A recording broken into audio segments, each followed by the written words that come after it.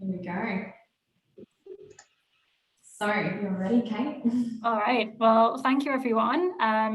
Today we're going to be discussing performance profiling and understanding the determinants of performance in this ESSA meetup. So I'm Kate Spilsbury, and I'm currently working as the Sport Performance Innovation and Knowledge Excellence Unit Manager at the Queensland Academy of Sport.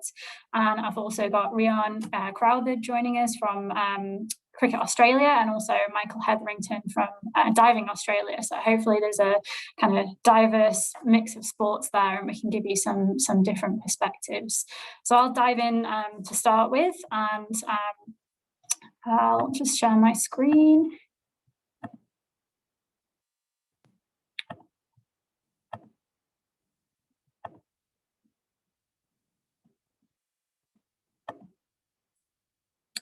Can you guys see that? Yeah, perfect.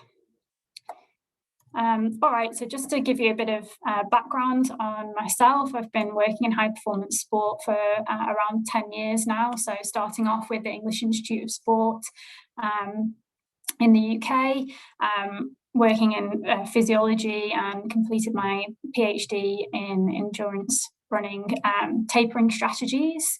And I've worked predominantly with British athletics during my time in the UK, mostly with endurance athletes.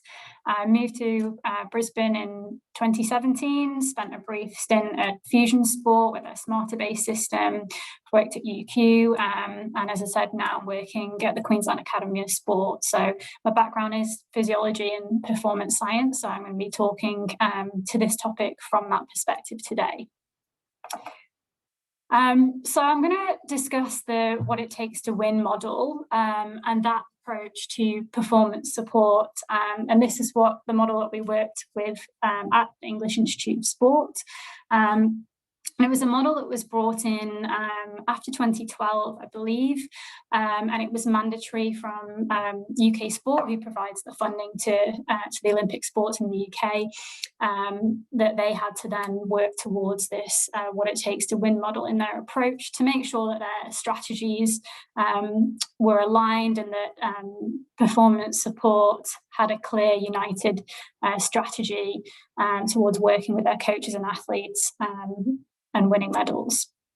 So the first part of this strategy is actually identifying the performance benchmarks that are required to win. Now, in this instance, I'd be thinking about an Olympic medal, but actually this process can be done at all levels of the pathway. So the win might just be changed to a personal best, or a state title, or selection to a national team. So it's not just for use at the elite level, but that's what I'll discuss today.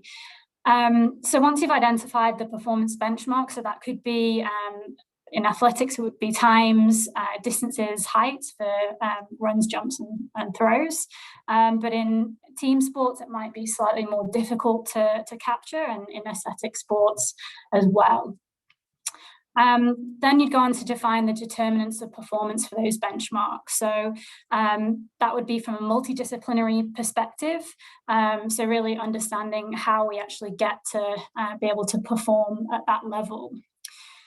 And once you've identified those, it's thinking about how we're going to measure those things and how we're going to monitor the progress. And then moving on to prioritizing areas for development. So obviously, you can't work on everything at once. So making sure there's a clear strategy around what's going to be prioritized, thinking about risk reward balance, and what are the most important things to focus on in what order. Having a really aligned support team to deliver the interventions that are going to bridge some of the gaps between where you need to be and where the athlete is at the moment, making sure you've got the skills and expertise on that team to do that. And then the last thing is to continually review and update that model. So making sure that it's being evaluated and reflected upon regularly to make sure it's consistently advancing the athlete towards where they need to be. So this is an example from the men's 10,000 metres of some work we did back in the UK. So as I said, after the 2012 Olympics, we moved to this what it takes to win model. So firstly, identifying the performance benchmarks. We were looking at what are the sort of times that it would take to win in the men's 10,000 metres. And you'll notice that on average, the times are fairly conservative compared to the world record. And that actually tells us a bit more about how the race is run as well. So not just taking that end time on face value, but actually digging a little bit deeper. So you'll see just at the bottom there, actually that the race is kind of steadier throughout, but then towards the end, there's a real increase in pace. So it's not just about being able to run, fast times in a even pace race, but actually being able to really kick on in the end to finish fast. So whilst we looked at historical data, it's also worth thinking about where the event will be in the future. So particularly in athletics, in the last year or two, we've had the development of shoe technology, which is going to move the event on, and we have seen that already with a new world record in 2020. So looking at historical data, but also sort of modelling performance and where you think it might be in the next cycle is really important as well. And just to kind of reiterate, that kind of last 400 meters, that pace there of less than 54 seconds, that's actually quicker than the average pace that a 1500 meter runner would run if they were doing a 3:30 1500 meter, which is a world-class time. So to do that at the end of a 10,000 meters is really, really tough. So it just tells you a little bit more about kind of the context of how that performance is put together. So then we think about, well, what are the determinants of performance to actually reach that time and the ability to finish fast? So again, as I said, there are determinants from a multidisciplinary perspective, but I'll be just focusing in on physiology for now. So obviously, aerobic capacity, running economy, lactate thresholds, in particular high hemoglobin mass, are really important determinants of 10,000 meter running, and they're what most closely predict performance in that event. So having a good understanding of the physiological determinants is really important, so you know which areas you need to work on. And then once you've kind of captured that, it's around, well, where do those determinants need to be? And this is where we kind of break them down a little bit further. So you'll see at the top here, we've got actually some performance data as well as physiological data at the bottom. So we know that in the 10,000 meters that the last half of the race is usually quicker. And so the athlete has to be able to run a sub 13:20 under fatigue. So again, 13:20 for 5K, as a one-off 5K is a, international level time. But to do that at the end of a 10,000 meter race, again, is very, very difficult. And the last split, being able to do a 2:28 and a 54-second last lap, again, it's something that you'd need to be able to do under fatigue. So thinking about how you structure training to be able to replicate that kind of fatigue and test the athlete under those situations. So we know from our historical data and from some modelling as well that the athletes would have to have a 5,000 meter PB of less than 13 minutes and a 1,500 meter PB of less than 3:33 to really contend with the world's best in a major championship. So for Mo Farah, he's actually the British record holder for 1,500 meters with a PB of 3:28.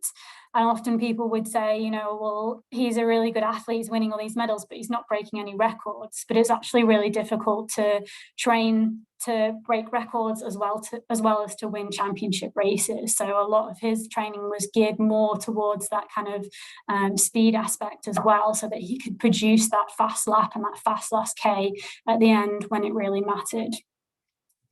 And then some of the other things that we were looking for as well were around making sure the body comp was optimal, hemoglobin mass. So we had a very comprehensive altitude strategy in the UK, multiple camps, multiple exposures, supplemented with tents as well, actually, while the athletes were at altitude, so getting them to sleep higher than they were actually living, as well as dropping down to sea level for some sea level training, supplemented with sleeping in tents. So that was a real key strategy there. Velocity at VO2 max, we knew that had to be faster than 24.4 kilometers an hour, lactate turn point quicker than 22.4. So those are the kind of targets we were looking for, and we'd then be able to benchmark athletes then against that. So where are they now versus where they need to be? And again, running economy becoming more important as events get longer, particularly in the marathon, but still important in the 10K as well at less than 190. So those are the kind of determinants that we were looking at and the targets that we'd be working towards with the athletes. So once we had those, it was about ensuring that we had valid and reliable tests to measure and to monitor those things. And identifying a frequency of how often we were going to measure them. So thinking about when would we expect to see differences in these things, and then planning our testing in alongside that. Thinking about as well the data management, data collection, how are we going to report that data back to the athlete and the coach, and how we're going to communicate that, and really kind of keep reviewing where we were at. So things like lab testing, treadmill testing, submaximal and maximal testing, usually before and after altitude camps, our hemoglobin mass testing using the carbon monoxide rebreathing method, again, before and after altitude camps. And then also using training data as well. So anything that we would have access to that would help indicate where the athlete was along their trajectory towards that what it takes to win.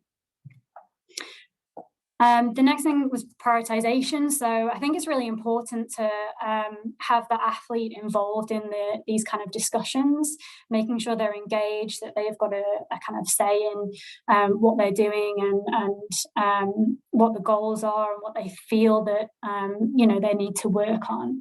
And secondly, to make sure that there is a clear plan around how we actually develop some of those things, and how we bridge the gaps in terms of interventions to bring up those determinants to where they need to be. Then thinking about, well, what's going to be our biggest bang for buck? What might sort of influence or interact with each other? So you can't do everything at once, but what should we focus on first? What can we do at the same time, or what should be kind of separate from something else? And then thinking about the risk reward, how far can we kind of push things without the risk of injury and illness. So really thinking about being smart with our interventions as well. And this is just an example here on the screen of the plan towards the World Championships and then the Olympic Games in 2016. So you can see it's really carefully planned around altitude camps and racing, with lab testing kind of before and after some of the camps, and making sure that we've still got the tent exposure in there to kind of keep hemoglobin mass high throughout, and just an appreciation that it's kind of an accumulation really over time, that particularly with our altitude strategy, that it wasn't kind of one-off stints here and there, that actually it's keeping building towards that benchmark event to the major championship.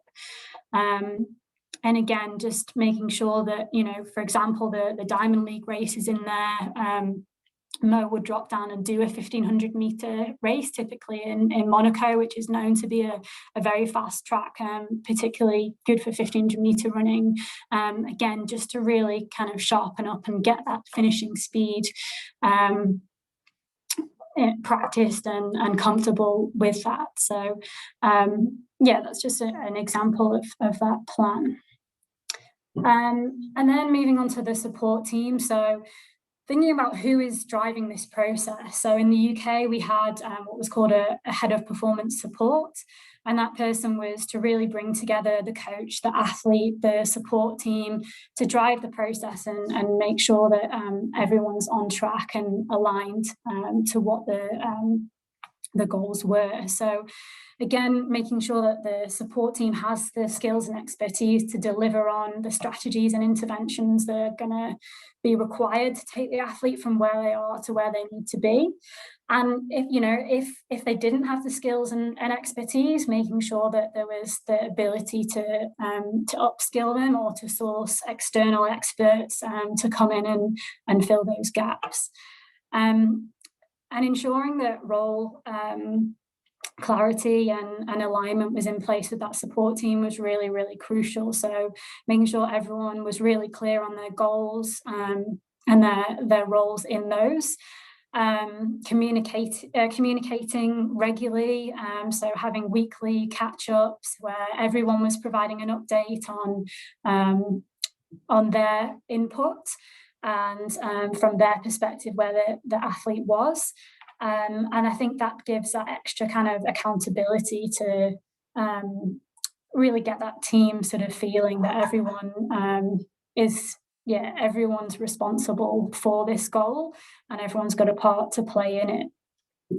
So making sure that there's no kind of blame culture or sort of hiding behind anything. Everyone's got their role, they're clear on it, and they're communicating regularly.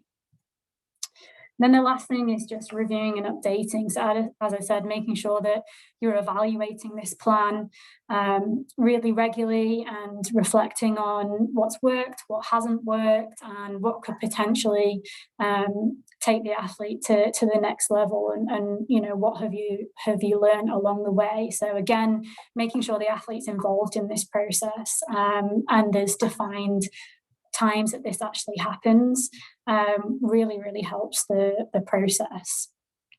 So that's it from me. That was a bit of a whistle-stop tour on the what it takes to win model in elite endurance running. But I'll now take any questions if there are any.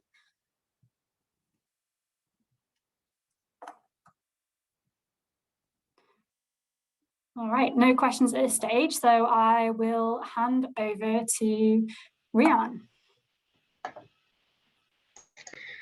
Thanks very much, Kate. I'll just bring my screen up here. If you could just let me know once you can see that, and I'll get going. Yeah, we can see that. Perfect.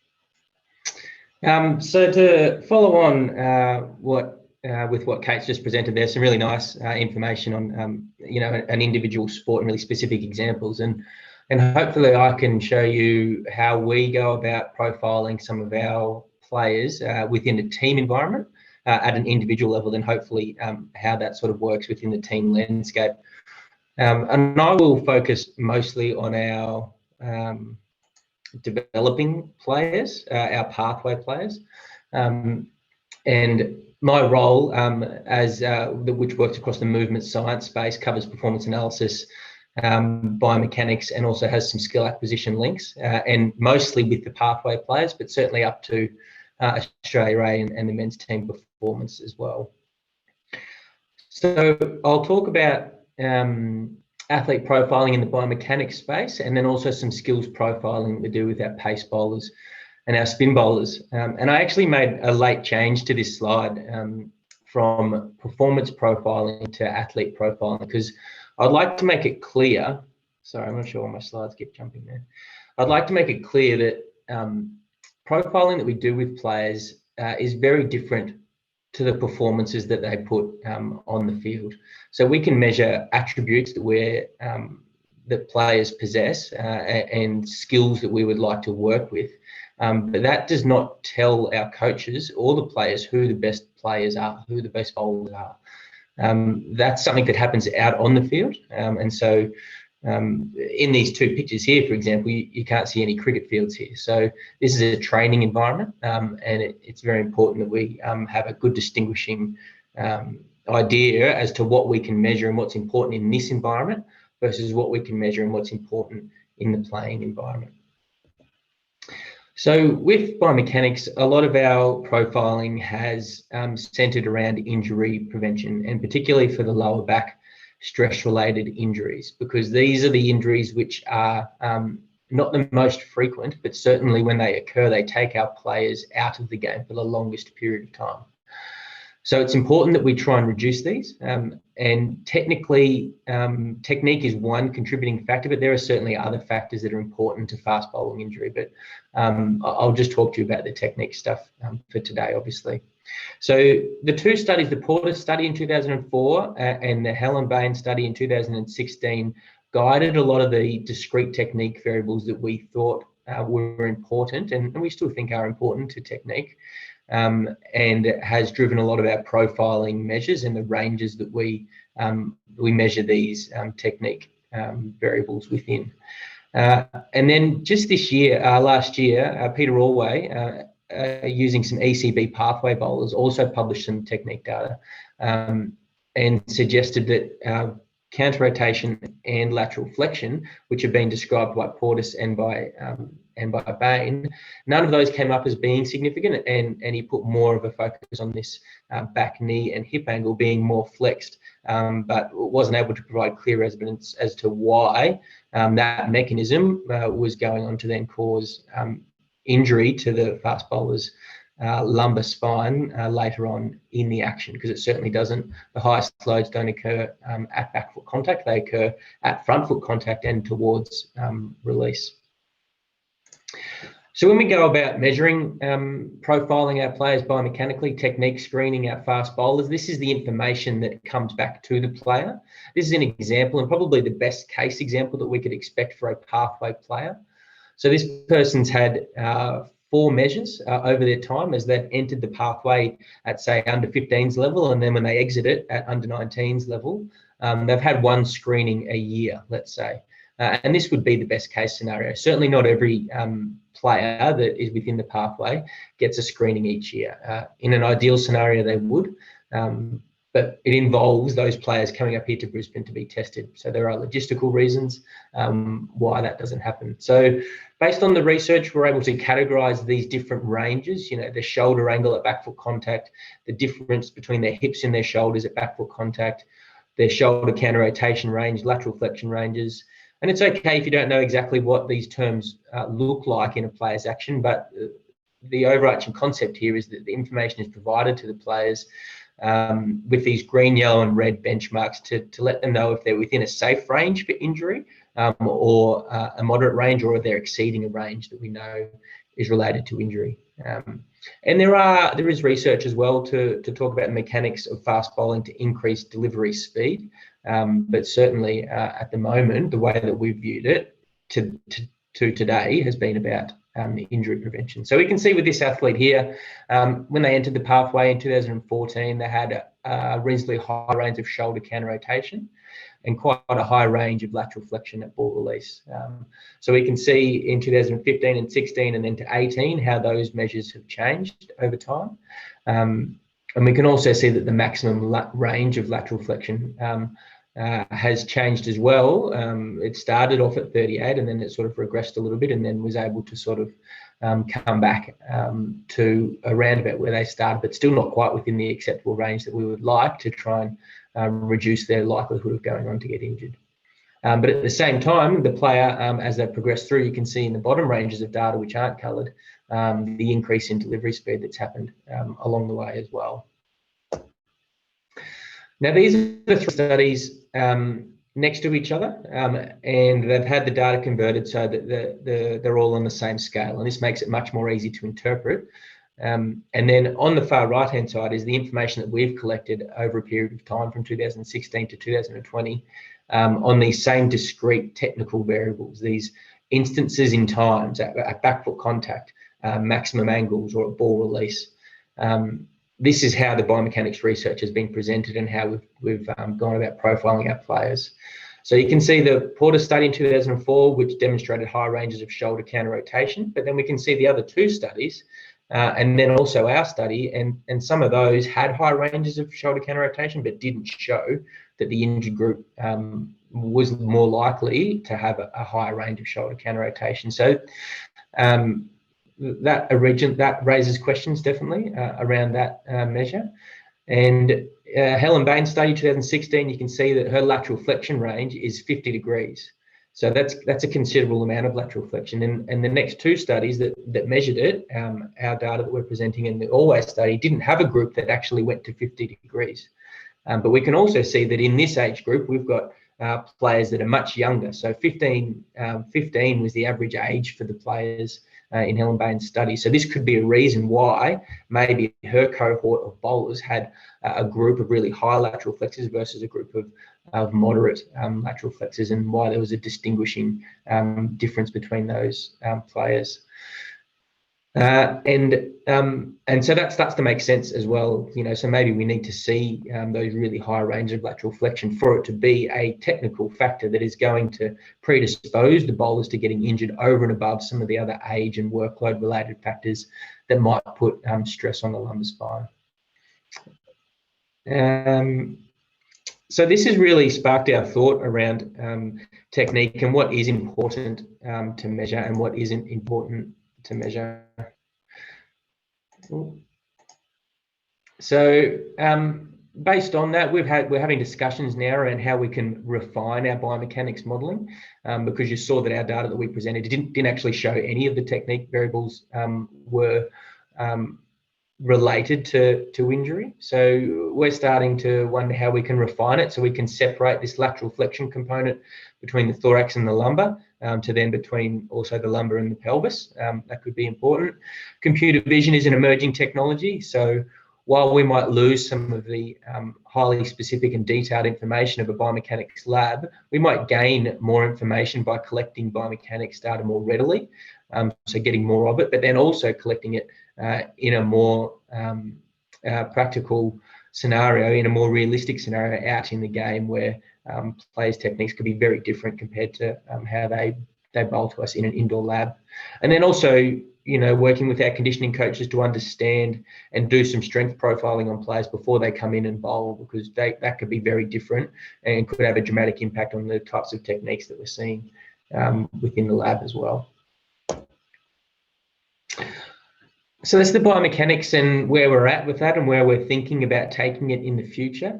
And I'll move tact a little bit now to show you some information around skill profiling, and but specifically with the spin bowling and the pace bowling. So when I very first started out with Cricket Australia, it was 2008. I came in as a university student, and they were starting to do skills profiling around this time, but it was very objective, very scientific information that we would collect. And the coaches were very much separated from the runnings of those profiling sessions. And as a result, it lacked the ability for the coach to want to buy in, because they weren't involved in any of the testing. And it also made it easier for them to dismiss the results that came of it. So over the years, what we've actually done is pulled back on some of the objective information in terms of, for example, where the ball bounced. I could easily, as a sports scientist, work that out. But instead, we've said we actually need the coaches to tell us whether it was a good delivery that was bowled or whether it was a poor delivery that was bowled. They can mark it on line and length. We need their expertise, so we'll take that and invite them into these sessions, get them involved. But we'll also include with some objective information around the amount of spin rate that the spinners are able to put on the ball and the amount of delivery speed that they bowl.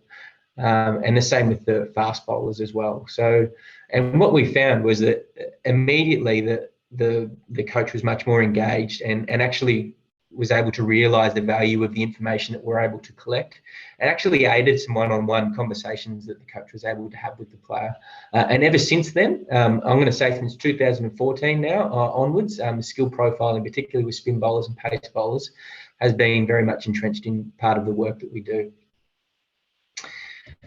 So this is why we measure spin rate and delivery speed for our young fast bowlers. So you can see the coloured background, and that's the global benchmarks that we put around this. So our Sheffield Shield bowlers and our international bowlers, we know that for a wrist spinner, they put quite a lot of spin on the ball, and that's partly because of the conditions that we're faced with here in Australia, in terms of we don't have pitches that particularly are conducive to spin bowling. So the bowlers have to put that work on the ball themselves.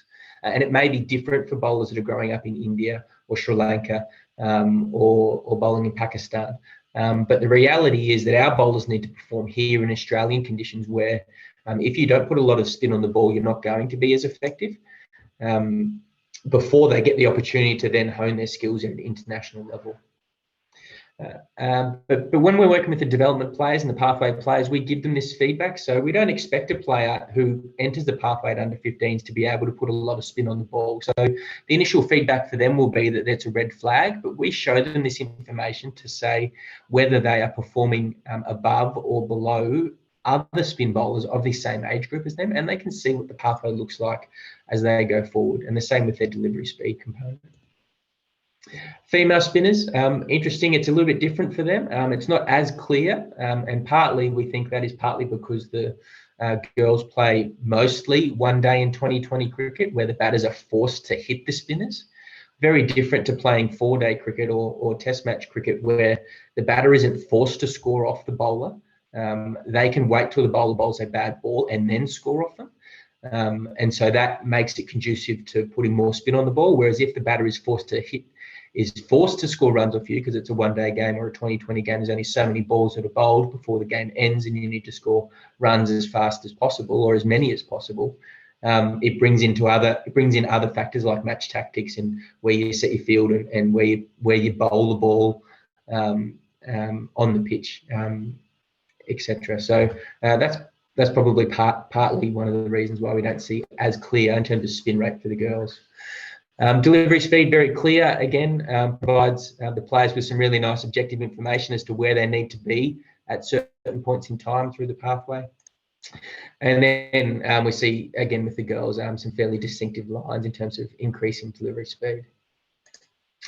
So what does the information look like that comes back to the players? This is what it would look like as a timeline for them. So whether you're a spin bowler or a pace bowler, you can check in with yourself. Again, this is an annual thing that we run as a national body within the state environments to collect this information systematically and consistently so that it adds meaning for the players, and they can view their development over time. We will go into the environment and tell them we don't know how many wickets that they've taken or how many runs that they've made, but we know that you're bowling 5 k's an hour faster, or you're putting 200 more revolutions per minute on the ball.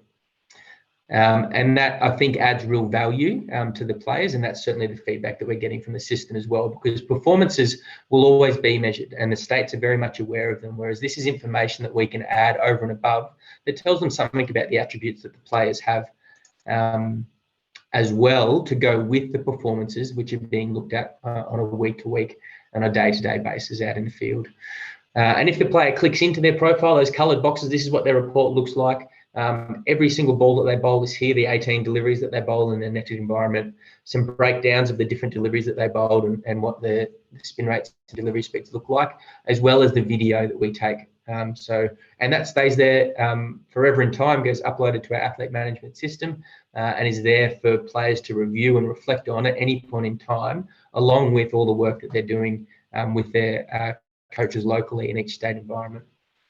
And then nationally, what we can do is see how the country trends from year to year. So this is a Power BI dashboard that we would put in, and this is an example of male wrist spinners, male finger spinners, and then delivery speed components. And so it allows us to keep an eye on what's happening as well around the country from year to year and understand which way things are trending. So with the profiling, it's always important to make sure, and hopefully I've gotten this across, that the player is the person that benefits the most out of any of the work or of any of the profiling measures that we put in place. And it's certainly all four of these areas that need to benefit from the profiling, but it certainly needs to happen in this order. And the player needs to get the information first, and they need to be at the centre of it. And if the coach will then buy in because the player is interested. And then likewise to the high performance staff. And then what we can do as sports science staff is to continue to refine that process and then feed information back in so that the player can be further educated and the whole process can start again. So it's really important that when we go into these environments and we put measures to players, that the information is spoken about with them at the time, and then it also gets back to them.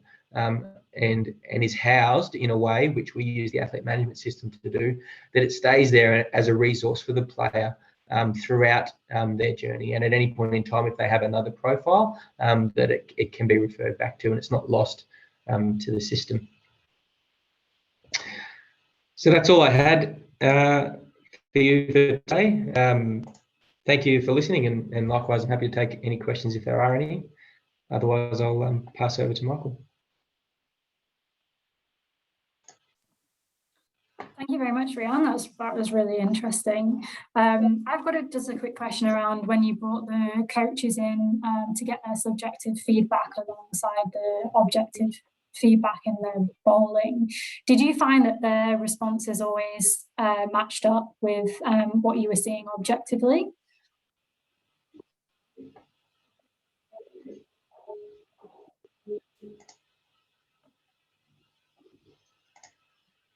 I'm really sorry, Kate, but my internet connection sort of dropped out there. I might have you back now. Can you repeat the question? Yeah, I was just asking in the section where you spoke about the coaches being brought in for their subjective feedback on the bowling, as well as the objective data that you were collecting. Did their responses always match up with the data that you were seeing?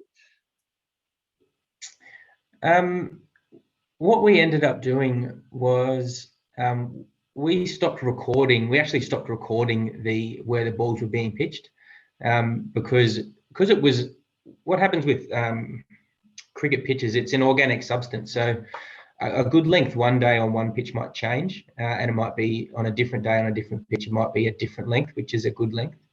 So we actually said to the coaches, we won't worry so much about that component because control will always vary as well. You will have your good days and your bad days, and we ended up putting more emphasis on the other components. And then the control aspect that the coaches were measuring became, it's still important, but it also became more about the players making sure that they were focusing on some aspect of performance. Because if you're just worrying about bowling the ball as fast as you could or putting as much spin on the ball, then it really removes the actual skill of what you're trying to do at the time. So we were happy with it being a bit more variable, and we're happy with it being a conversation between the coach and the player. But understanding that it was always going to be different from day to day in terms of the control aspect, it meant that we were happy enough to just remove that entirely and leave it subjectively, and then just focus our emphasis on the variables that didn't change as much from day to day, which were the delivery speed and the spin rate components. Yeah. No, that's really interesting. I think I only ask because, you know, sometimes as sports scientists, we can sort of be criticised for being too objective in our measurements, whereas, you know, there's a lot to be said for the coach's eye. And even though it's very difficult to explain, you know, what that is and what it means, you know, it's a huge aspect that, you know, we really can't neglect. So it was really interesting to hear that was something that you'd incorporated into that strategy as well. Yeah. Excellent. Any other questions for Rian?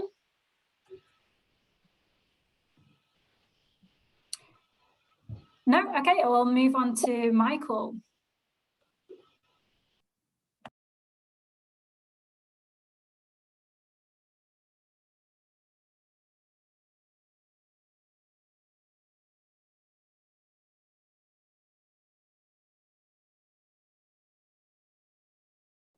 Can you all see that now? Everyone, can you see that now? Yeah. Yeah. Excellent. Look, thanks for the opportunity to talk. It's it's something that probably diving doesn't get to do very often outside of probably an institute or within the CISAS network. So it's actually really exciting for us as a sport, I think, to show what we're actually trying to do with our profiling and our athlete health and probably more so our health and performance profiling. Just to give you some background, so I've been in diving now for a fair while. So I started out with diving back in just before it would have been going into just out of Beijing, just before Beijing, and then from there I was the head of S&C at NSWIS. So I was actually a service provider then, and I was with the program probably through that entire Olympic cycle all the way through to we got to obviously London, and then just before London I was fortunate enough to be able to move back to Brisbane. I say that because it's much warmer here, and then take over as the head of performance services for diving. So very much a different role change for me. It also coincided, I guess, with was probably not great timing from a sports science point of view, is that we went from a centralised program to then a decentralised program. So I'm sort of going to go through the journey I've taken and where we've come from a sport that really has very limited information in terms of research, both internationally and domestically, and then sort of what we're trying to institute within our sport. And it was really promising and really good for me to hear what both, you had to do, Rian, and then obviously what the performance profile for track and field, because there's a bit of everything in that for us. So when I came in, I've come, as I said, from a system where, hopefully that's going to change. So for us, one of the things that diving's done very well from the time I was in at NSWIS and for the time I've been involved in the sport is that coach's eye and the tracking of performance has always been paramount in the sport itself. So what it takes to win is pretty straightforward.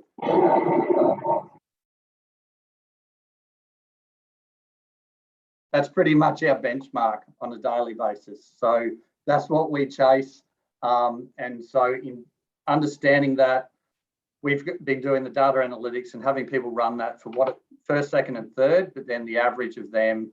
So what it takes to medal, what it takes to make the top 12 to get into a final, what it takes to then get into a prelim. So we have the averages of them for the last 3 benchmark events, which is part of our selection process, but also then process what that will look like and how the sport has developed. So we knew what it would take to win in Rio, and then obviously what it should. COVID threw a few curveballs, so it's actually probably brought that curve down, but not just from a points point of view, but also what it would take from a skill point of view. So what was the DD that was required? And then what was the DD of our national squad? And then what was the difficulty for our juniors?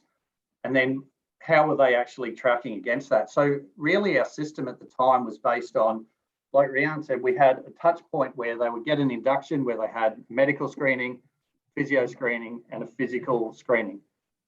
Then tracking and monitoring was probably left, and this is where the system itself probably fell down a bit. So we then went, as I said, to the program itself by design became far more siloed. So we went back to like the institutes, and then most of the information then, of course, from a DA perspective was being held and being done within those institutes. And then even that, because it was that athlete-centered and coach-driven model, what then was happening, like even having been part of that process, like I was embedded in the program, but the medical was done when they came into the program. The physio was done when they came into the program, the nutrition, even their S&C. So some of them were then done a little more on a little more than an annual basis. So they might have been, from an S&C point of view, they would have been quarterly. From a nutrition point of view, that seemed to be a bit ad hoc as the athlete or the coach seemed to desire. And then even the physio, our whole model tended to be historically reactive. And then by design, because it was coach-led or coach-driven, all of that information was having to funnel out to the athlete through that kind of system of, here's your service team, and your athlete tended to be on the receiving end from a coach. So like both of you have mentioned, one of the things that was lacking for us is where does the athlete sit in that model, and where does that athlete's involvement? And that again was primarily being driven by the coach, with all of these, really highly skilled practitioners, which we've been fortunate enough to have some exceptional practitioners, then just feeding into that, whether it was fortnightly or monthly meetings. So for me, it was then coming into the system going, okay, where does Diving Australia fit into that process? And how do we actually view what are our limitations or risks for the sport?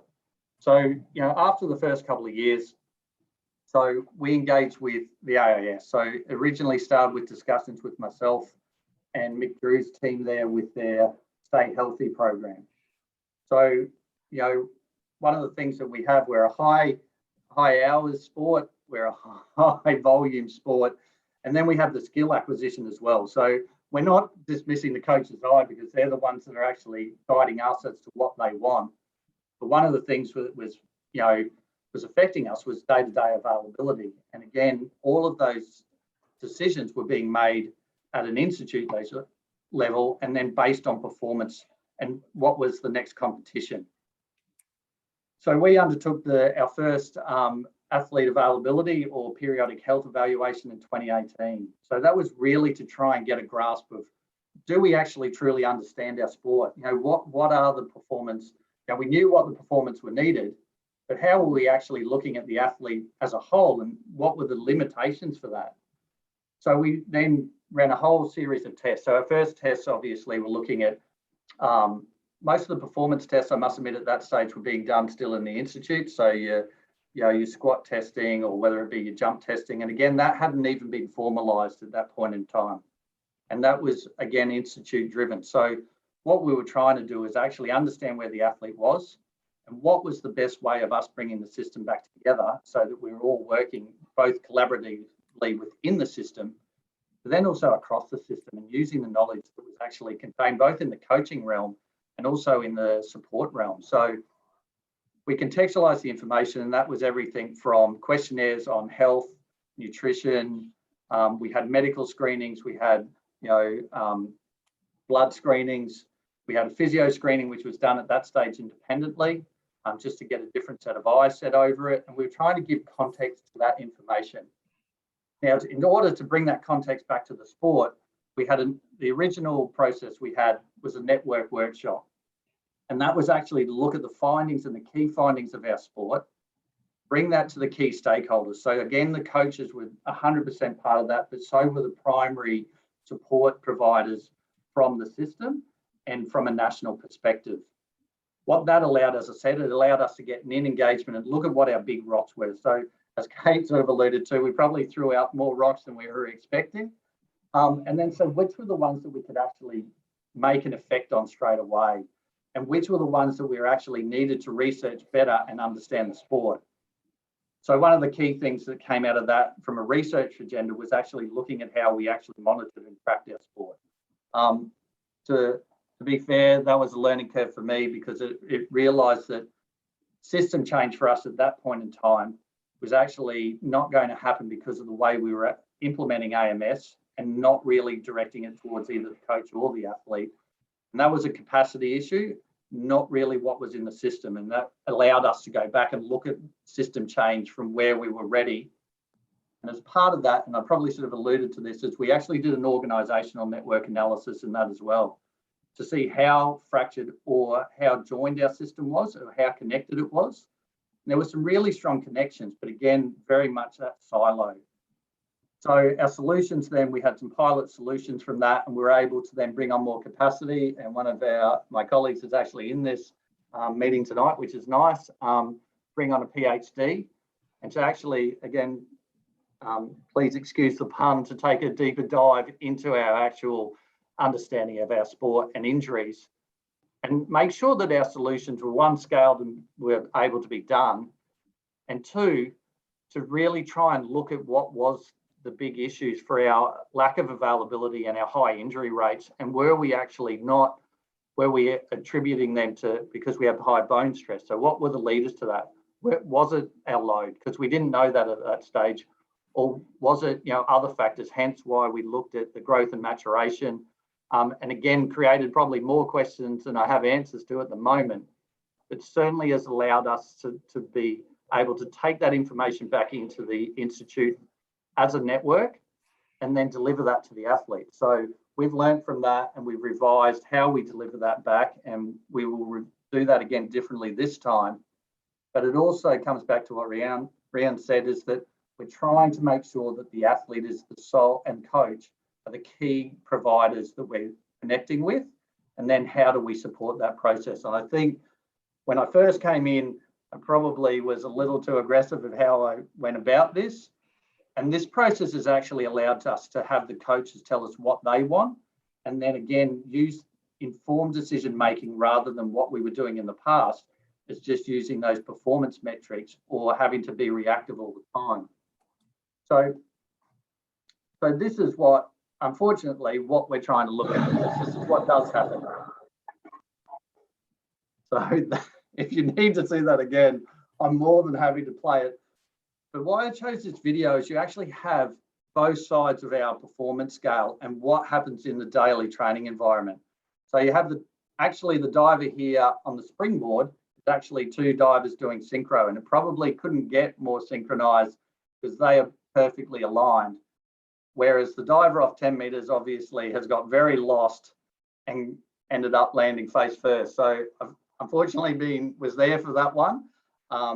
And, you know, so we've had to set in obviously policies around that. So what our key goal was with our performance health strategy and our profiling of our athletes was, again, to look at obviously implementing what does the daily training environment have an impact of both the health and performance of these athletes.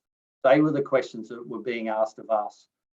And our periodic health evaluation has been able to answer a lot of those questions. So on the back of the information provided and the wealth of information we've now got, we were able to go out and look at our AMS and restructure it. So our AMS now isn't about load monitoring, it's actually a prescription tool. So our coach is now programming it. We now collate that data. So that is twofold for us. And I guess what you both alluded to, we're no longer telling the coaches, this is how much you're doing, this is how much you should do. We are able to sit with the coaches and informed and look at, these are how we're coaching. This is a coaching tool which allows us to then monitor our athletes, and then also for the coaches and performance staff to add in the injury profile and lay over the top of that. One of the other things that the performance health or the periodic health does, is that it's a snapshot of where they are at the beginning of each season. So it's hopefully run in Canberra, so we can do it and get those reports out, and it sets a framework for their individual performance plans each year. So it's actually driven at their performance plan. So what is the health risk for that particular athlete? As I said, on top of that, it's also then allowed us that organisational network analysis. So it creates that system of communication for us. So we now integrate our performance staff. So we drive the physio now are all aligned in terms of how they report and how they manage the AMS system. Our medical system now runs through that. Our IAPPs, our individual performance plans, will actually layered by this information, and then again back on what the technical progression is. It's also then allowed us, as we're not quite as advanced as you in cricket, but we've now got a platform where the coaches are going to use AMS and the video feedback to actually look at skill progression, so we can actually embed that into our system as well. Unfortunately, what it's allowed for us, and the big thing that we were lacking here in Diving Australia, is when I started this process by myself, and then integrated and reached out to the network. I now have 2 performance PhDs, which is solely embedded in, one in our pathway and one in basically understanding our injury profile and our injury history, and then looking at our performance metrics as well. So what we've been able to do is, hopefully what our system is designed to do, is to go from what it has been, which is, as I said, a reactive model, to our now bring it back in that we can actually look at some more primary care. So we've now got the information to set up some systems for us. So, and to give you an example, from our first 2 periodic healths, being an aesthetic sport, we were able to get a grant on the back of both our disordered eating and our body image to actually then take that across our system. And that's our entire pathway. That's looking at our athletes coming in, our coaches, even our family and our technical staff, as well as our support staff, because that was the first thing that it showed from our analysis that we could actually implement change systematically from. And then still in the same process have our periodic health, and I'll move on to that, is that it now caters for us, I guess, more in that, that secondary intervention type model. So it allows us at that period of time to look at the mental health, the physical health, the medical health. So we take bloods, we take resting RMRs, DEXAs. We actually understand their nutritional from both a questionnaire and also a clinical point of view. We take all their performance tests now, run into that, so their physio, and also we now have an S&C group which drive both their functional movement screening, I guess, and their movement literacy, but also their performance metrics. And that's done across our pathway. And that now feeds into, obviously, our second PhD, which is looking at growth and maturation and the effect of that on our performance as well. So we do have very much that performance health model now for what are our risks to our sport. And it was by auditing our risks that we hopefully can maintain our athletes and bring, I guess, some oversight or some, from myself and the high performance manager, to be able to influence change and assist the system where it may have those performance gaps still. And then, so what I'm really looking for is what does it take it to win? So for me, and for where the system is trying to push, is to really create back that interdisciplinary approach. So the coach now sits within that performance team. He certainly drives the skill side of it, but he's not now laden down with having to make decisions on, what the physio has said and relaying that back. So the athlete is again still the centre of our process, but the sport now from a governing point of view is involved in each of those organisations.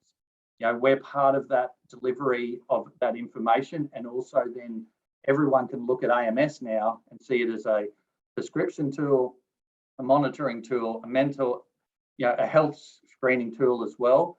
But then it also then comes from that individual athlete plan. So we've got primary, secondary, and then obviously we're still going to have tertiary care if someone does get hurt. But obviously we're trying to slide all of our scale back towards that primary care, as at least, again, our performance profiling is where does that athlete fit and what are the key determinants? And I guess to layer that, one of the things for us is that our performance pathway comes from gymnastics on the most part these days. So it's now then we've aligned with gymnastics to bring, I guess, a talent ID into our sport and trying to align ourselves to what the health problems that actually, some of them are already secondary, concerns and tertiary concerns by the time we get them. So it's I guess also gives us a snapshot of, rather than just having a medical screening, is what is the history bringing into the sport, and understanding, that not all of these things are being, it's not about what I think our system was worried about being young to sports science, was we were coming in and probably telling our coaches. It's now sitting down in those meetings and listening to the coaches, and then feeding and driving our system back to assist them. So all of our periodic health and our PhDs is being driven down to the questions that were formulated from that very first meeting. So I guess for us, we've taken a slightly different approach. We'd like to get to both where cricket and athletics were, but we certainly now understand the health of our athletes far better and what are the limiting factors to our sport. And it's enabled us to, in the next year or so, and this is a meeting which we're about to have tomorrow, is our key strategies around those injuries, because we now know what is the key injuries for us. And there are aberrations that fly up, but bone for us is now a strategy for us. We've got an illness and hygiene package, which now has born out of this as well, because illness tends to break us down when we travel a lot as well, because of, again, where does the nutrition fit into that? So the information that we've been provided in 2.5 health evaluations has been vital, and it's only going to continue to feed back in. And we'll, like you've both said, we always review our process. How do we get better? And what is the information helping us give informed information to our coaches? And ultimately, it's our coaches and our athletes we're trying to keep on in the diving pool each day. And that's our key key remit is to make sure that they are available and therefore hopefully can perform. I could talk about this for hours, and that's a snapshot of where we are, but I'm keen to get any questions that you guys may have or any input, because as I said, it's nice for us to hear what is happening in other sports and then what we can learn from everybody else as well, I think. Thank you very much, Michael. That was really interesting. Again, another great presentation. Yeah, I think your sort of holistic perspective, adds a really nice dimension to kind of what we've discussed today. I particularly like at the end what you presented around the coach sort of becoming part of the support team, because I think in the past, sometimes with the models that we've had within sports, we've burdened the coach with managing that whole support team, and often they don't have the skills to do that, or they don't want to do that, or it does just become too much of a burden. It takes them away from what they're actually really good at, which is coaching the athletes. So I'm interested to know how they kind of responded to that change in dynamic. Was it welcomed, and how's that worked since? Yeah, look, it did have its teething issues, to be honest, and it changes and varies, but I think by seeking their input, and that's the first thing that we did. So one of the key points to that, as you said, was actually trying to make sure that we referred back to, it has always been a coach-driven sport, and that coach-athlete relationship has been what diving has been driven on. And so it was trying to reassure them, because one of the things that even AMS created for us in the first place was this, I guess, this theory that, or this, what's the word I'm looking for? It created a feeling that we were actually just trying to monitor them against how many athletes they were injuring. And that was a lack in the actual system. But what that workshop did is we actually put it to them. We just presented the information and then sat, and that workshop was purely driven about what risks they saw, what interventions we could introduce that would help them.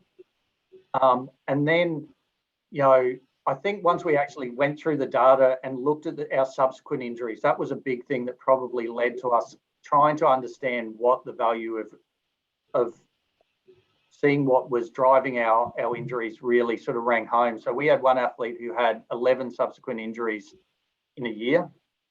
And the hard thing is when you're out of water or out of contact, it's hard to produce forces that create 60 km an hour of hitting the water.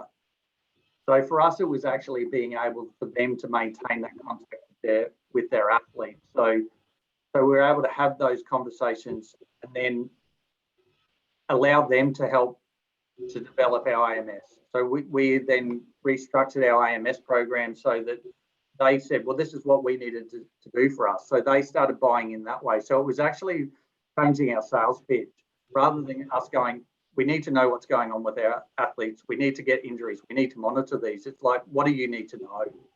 What are you? And we're all after the same answers, but it was about finding a way that we could engage them to do so. And the periodic health, we learned our first lesson is that even how we delivered that back to the sport, and that was, about re-engaging the coach and the coaching group first to allow them to run, a smaller group process and then take it into their multidisciplinary team. So we now sit as part of that multidisciplinary team rather than us delivering it and bringing it in like we're Big Brother. So it's still recognising their place in the system and their place as, their service team. And then I guess also filtering that down by embedding those PhDs in the actual programs themselves. And both of those PhDs are run by practitioners as well. They happen to both be physios, but we're actually looking at one now because of our body image and our energy availability. We've actually in discussions of running a third one, which will be based on trying to understand how valid RMR is and DEXA in our systems. And I guess it was also one of the key things was making sure that all their service team were engaged in this process as well, which unfortunately when you take it to Canberra, it seems like we were cutting out their service team. But we've now revised that and after the first one, brought all of their staff on board as much as we can, and then obviously as much of the screening that we can do outside of Canberra, we now do. So again, it's engaging them in their teams as opposed to us being the ones overseeing it. So we're just now implementing it, and based on the information they provide, which has been successful. It's had its bumps in the roads along the way, but ultimately, we've now got the support of the coaches, which was what we were after, and so now the coaches are on all of our panels as well. So they sit in some level of oversight with what's going on within their programs, which is awesome. Yeah, fantastic. That's really interesting. Thank you. Any other questions for Michael? Well, the only other comment I wanted to make there, Michael, was that the AMS, as a national governing body, it's so central to all of the processes that we put in place with our players in terms of data collection. I'm not sure how much of the prescription is driven through our athlete management system, but certainly all the information and profiling and screening and through physio, strength measures, injury from the medical side of things, are all driven through our athlete management system, and then we just help the states learn from each other, because each, you can get your blinkers on a little bit when you're in your state institute or your state environment, and so hopefully what we can do, and what sounds like you're doing as well, is that you're just hoping to use all the information so that we can go together and we can learn from each other and keep going in the one direction together. Oh, absolutely, Rian. One of the best things for us, and as I said, it was once we actually changed the way we implemented our strategies that allowed us to get buy-in. So the coaches now, so we've tried video analysis to try and digitize and track it, which came out of periodic health as well, which has had, again, varying degrees of success. But in terms of our system now, our coaches are now coming to us, and we use it as a prescription tool, so they actually can program in there, but that data then for every dive that they do is then ticked off after each session. So we know exactly what they're doing from their prescription. Now what that's created is our coaches are coming to us going, well, we want to score a key element. So we're now going to drive our system now based off what they can see it can do. And this is what you said. So for us, it's now going, okay, well, this is what the system does. And it's the institutes are now jumping on board going, well, what if we created, and we had this discussion just yesterday, what if we created a template for athlete progression and then tick that off? So now we can run their performance against what they're doing. And obviously AMS is now, what it's good at is all that data and collecting, not just what international scores are, but every athlete is where they sit against world's best and where each one of their dives, not just in isolation as an overall score, but we know that what their back 3.5 is. So we can actually change a dive, which we've had to do both up in DD or down in DD based on how effective that is. And that is the coach's eye, but that is also the data telling us that as well. So I totally agree. And for us moving forward, it's making AMS become a tool that houses that information that we can refer back to for everybody, and the athletes can get that as well. So I totally agree. I'd love to see what you guys do more, to be honest. You preempted the question I had there, Michael, about how this is evolving, because from what I understand, it's coming from, a reverse engineering, almost like injury was the problem. So you worked backwards and got to your performance health evaluations, which is great. And so now it sounds like on one side, the performance health evaluations has grown and the AMS is growing alongside that in its use. Yep. Is the performance health evaluation as well evolving in a similar way in terms of relating that back to determinants of like the performance? So you've got degree of difficulty, you've got the dive, you know what the benchmarks are for diving, and you can almost reverse engineer that way as well. What comes back into the performance health evaluation? Is it feeding sort of backwards that way as well? And then back out into the AMS towards those skills and how they're progressing? Absolutely. So now, as I said, now that we can look at where the data is in progression. So we know where the athlete is going. So we can look at starting to match those things, as you said. So we'll always keep learning, and hence why we're looking at RMR and DEXA because of the age groups we have. How does that affect performance? How does growth and maturation? So all of those things will come back to how does it affect their skill progression. One of the things that we know is that normally they're going through probably their peak growth height, at about the time that they'll actually come into a senior program, and then they change their whole DD list. So they'll go to a senior list when some of them are going through massive growth phases. We can relate that back to injury and then those changes in that. So what we also see with gymnastics and diving is our guys grow and their body and their whole health profile changes if they're out of the water, if they're injured. So it is about sensitivity of our test and then relating that back into our whole AMS data. So the goal is for our performance health is to determine what are their key management in that athlete's progression, and that sits against their athlete plan, their competition plan, their training plans, and we now have that information to get to that. And then obviously our tests over time will change as they become more sensitive. And then obviously we're now collecting a heap of jump data because it's on the group. Again, this was born out of that initial process. Our S&C group came together and have actually gone, well, we don't know. So they're now collecting that on a more regular basis, and we'll refine that process and see whether it relates to performance and then obviously peaking metrics and so forth. So hopefully over time, we'll be able to, maybe cut some out and then add some, more sensitive ones in as we go.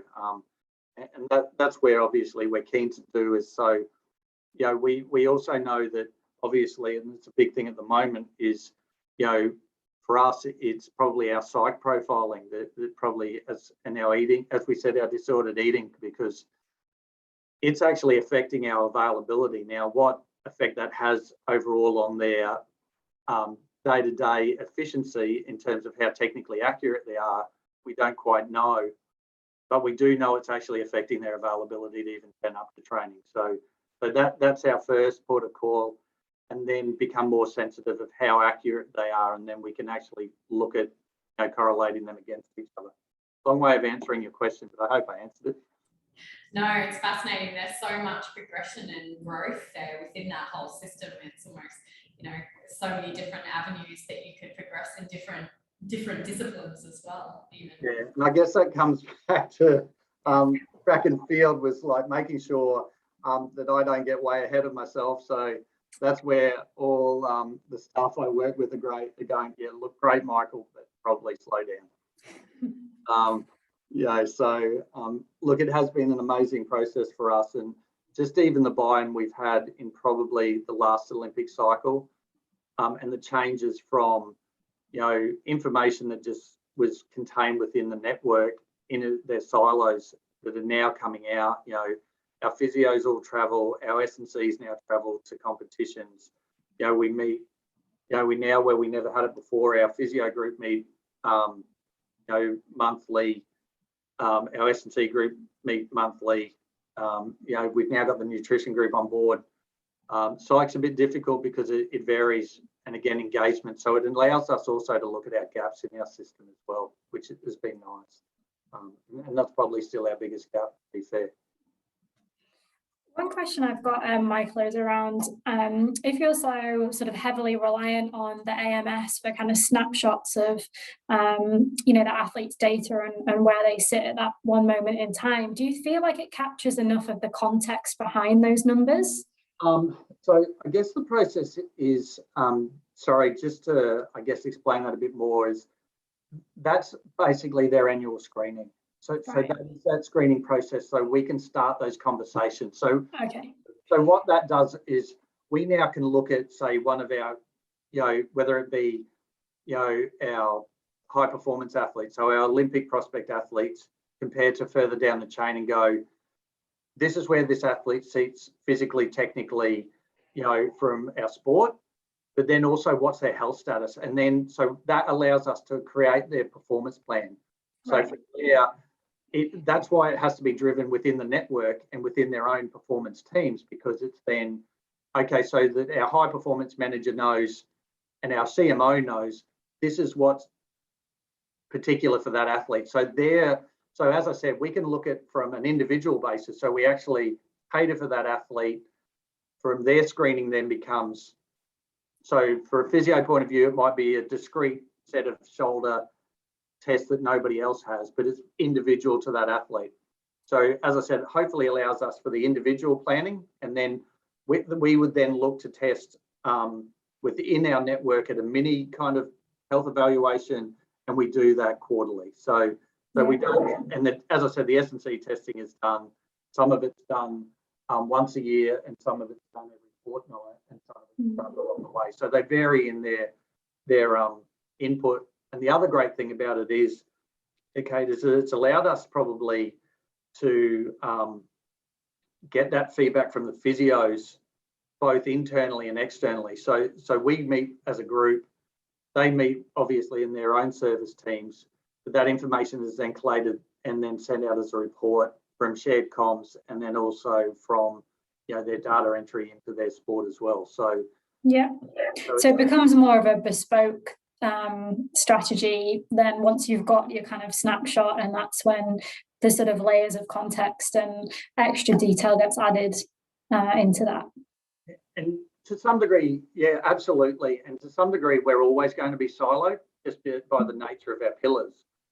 So it's making sure that, you know, the information as it was isn't just as a coaching level. It's actually at the performance level across all those disciplines, because even, as I said originally, our high performance meetings were all just high performance coaches meetings. So it's adding that layer to it. So we're across all of them. So it will evolve. And, you know, as I said, tomorrow we've got a meeting which actually involves a review of our performance health strategy, so we can get feedback from our coaches and from the DA key stakeholders, so that we can then learn from that, because COVID's given us plenty of time to reflect and not much time to be able to run these tests. And ideally over time, they may not have to go to Canberra, but I'm assuming similar to Cricket Australia, we can run everybody through that test and report back to them within a week. So it sets that foundation profile and a snapshot to actually manage those athletes through for the year and the competitions they have in front of them. And then in turn drive our performance health strategy of, again, that primary prevention as well. Yeah, it's fascinating. Are there any other questions for any of us? Kate, I've actually got one for your presentation, if you don't mind. Yeah, of course. What I loved about your presentation was the clarity that comes with the what it takes to win model, and the stopwatch is so black and white, and it doesn't lie. And I'm envious of being able to provide that type of clarity to our players. Obviously, to get there and what it takes to get there is much more complex than just being able to measure what you need to do to get there. But when you're so invested with an athlete and with your resources, and they're not meeting the benchmarks of what it takes to win, at what point do you persist versus redirect your resources with that athlete? Yeah, I think that's a really good question, and you're right that, you know, we are lucky in athletics that it is very black and white, so it's easy to make those distinctions between when people are making targets and when they're not. But I think it's always got to be that reflective process around, you know, why are they not meeting those targets? And certainly using altitude as an example, you know, there are times when athletes have gone to altitude and they haven't responded in the way that we've expected. In my eyes, there's no such thing as responders and non-responders. If you don't respond to altitude, it's probably because you've got something wrong along the way. So for us then it would be, you know, sitting down as a multidisciplinary team, going through exactly, you know, what are actually the determinants of a successful altitude camp, you know, from the nutrition perspective, from the training load, from, you know, the acclimatization, and working backwards for where exactly did it go wrong.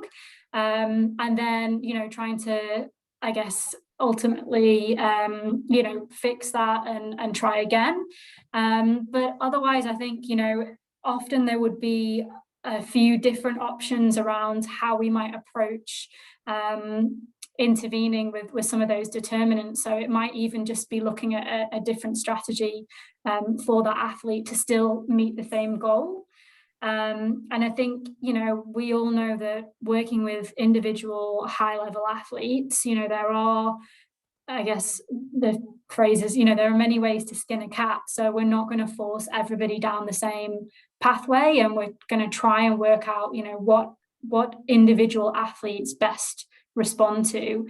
And I think, yeah, that's kind of the approach that you have to have. We wouldn't, I guess, continue to force somebody to do the same things and the same interventions if we weren't getting the results. It's really about trying to find out why, you know, those results weren't necessarily happening as expected, and changing tact if we needed to. And Kate, with the What It Takes to Win model, from memory, that was rolled out across all sports across the nation, wasn't it? So was there openness to the uptake from that? Because from what I'm hearing from some different sports here, it's sort of done differently per sport. Yeah, were the sports open to the one model? Was it a consultative process to go down that path, or to get everyone on board? Yeah, I mean, I don't really have too much sort of experience across sports in, you know, when the model was first brought in. But as a practitioner, I was very much involved in developing that model for my sport. So it was a case of the EIS bringing together the whole multidisciplinary support team for athletics and asking us to input on that strategy. So it wasn't a case of, oh, this is what we're doing, you know, these are the determinants, now you just go off and, you know, deliver it. It was very much, you know, we were integrated as part of building that strategy. So I think we felt like having ownership over it, it was something we wanted to be involved in and be part of. So I think that really helped. But as I said, I can't really speak for other sports, and, you know, the luxury of athletics being fairly black and white made, you know, our jobs maybe a little bit easier than for some other sports, and maybe the adoption of it in other sports was potentially a little bit more, I guess maybe it took a bit longer to develop the strategy. But yeah, from what I remember, being really sort of involved in it and creating it ourselves as a team really helped to get everyone on board with it. So it was more like that was sort of the framework and the model, and then per sport you put your you put your own sort of spin on that as to what that looks like for your sport, and generated your system. So then that ownership was still there. Yeah. My final question, I guess, from all of you. I read after the Tokyo Olympics, I was reading a couple of articles on the swimming success and their use of the Amazon Web Services, and the approach that they took with the data and the modelling and everything there. And I was interested, after, if you guys saw that, what you thought its applicability would be to the sports you work with. If anyone, I don't know if you guys were aware of that project, or Rian and Michael. Yeah, so I was just wondering, like, the application, whether it got you thinking in different ways of how it could be applied in a similar, I guess, fashion to modelling those individual sort of performances from international athletes, and trying to predict, and then almost looking at what their models were, and then bringing it back to our athletes. And how do we, you know, do dive lists differently if we know that certain athletes are going to perform certain dives in a certain way and they get these points? So yeah, I was just wondering whether you guys are thinking about any application to your sport. Yeah, I think historically we've kind of done that anyway, using various different means. You know, you're always trying to predict what your competitors are going to do, because ultimately they're the ones that you've got to beat. So yeah, I think that using the Amazon data lake and the web services for swimming was also sort of bringing together all their data from, you know, various sources into one place to really be able to do that and do it well. So I think, yeah, there's certainly lessons to be learned from swimming in other sports on how we can do that a little bit more effectively and efficiently. Yeah, look, I'd probably agree. I think, as you said, we all probably do it to varying degrees.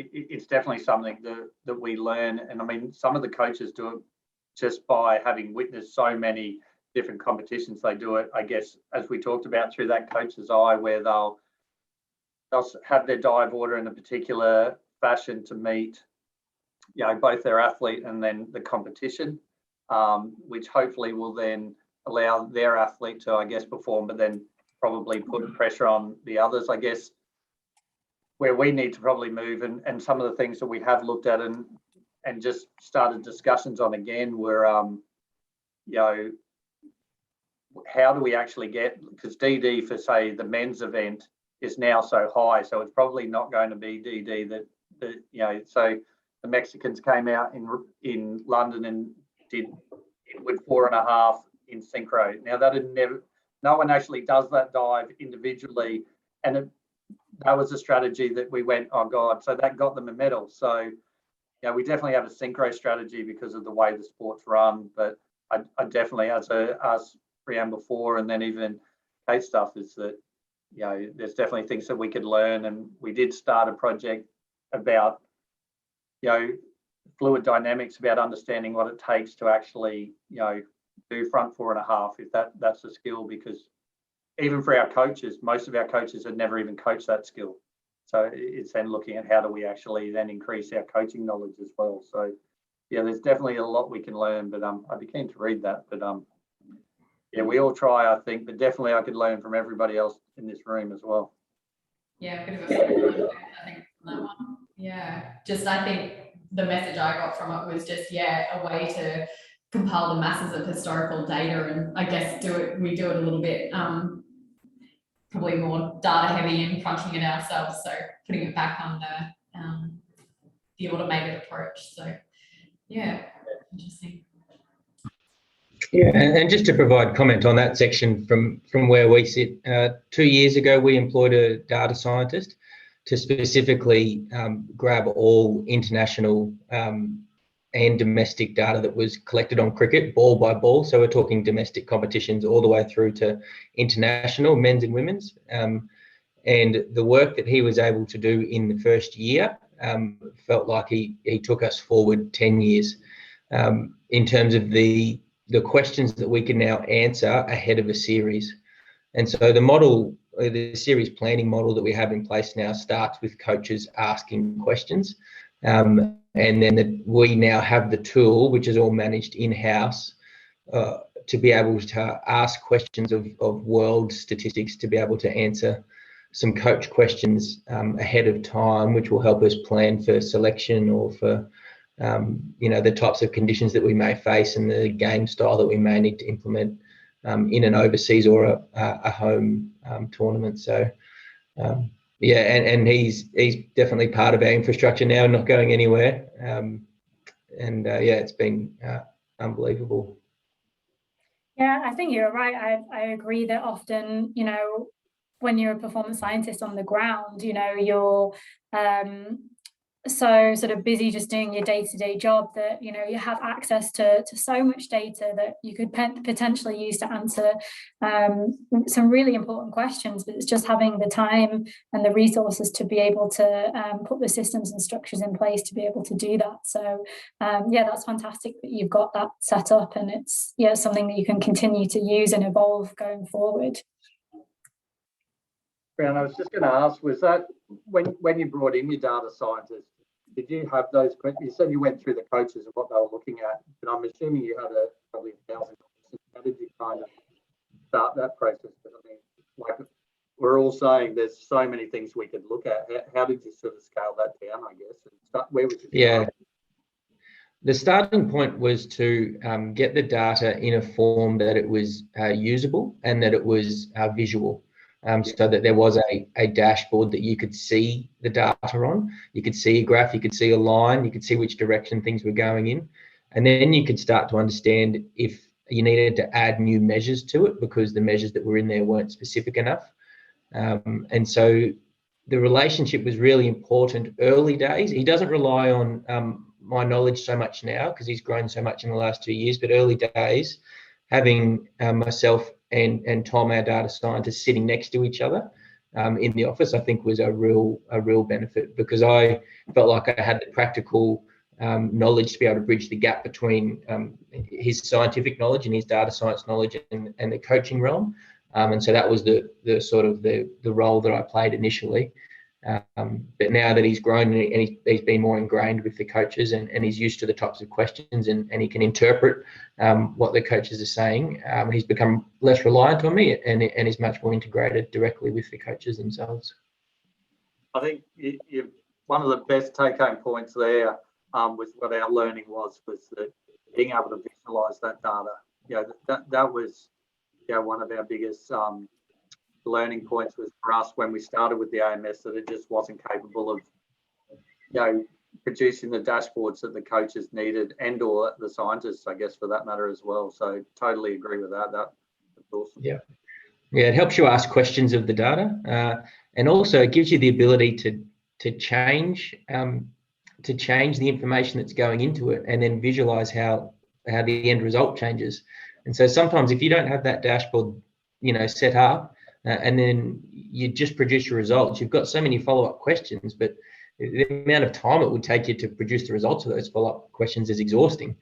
So what the dashboard and the power of Microsoft Power BI and there's Tableau and there's other programs out there just allows you to really flick between variables, choose which competitions go into the data, because what we've realized is that the specifics of the question that you ask are the most important aspect to data analysis. So not just asking the question, but also asking what's the information that's going in to then produce the result, because we've got so much information at our hands now. Yeah, true. Yeah, great point. Yeah, excellent. Well, thank you to everyone for your input. It's been a really interesting and diverse discussion, I think. So I think we can all learn something from each other, definitely. So yeah, we're a little bit over 7 o'clock now, so I think we'll wrap that up there. But thank you everyone for attending, and yeah, we'll leave it there. Thanks for watching, everyone. Thanks, Kate. Thank you. No worries. Thank you.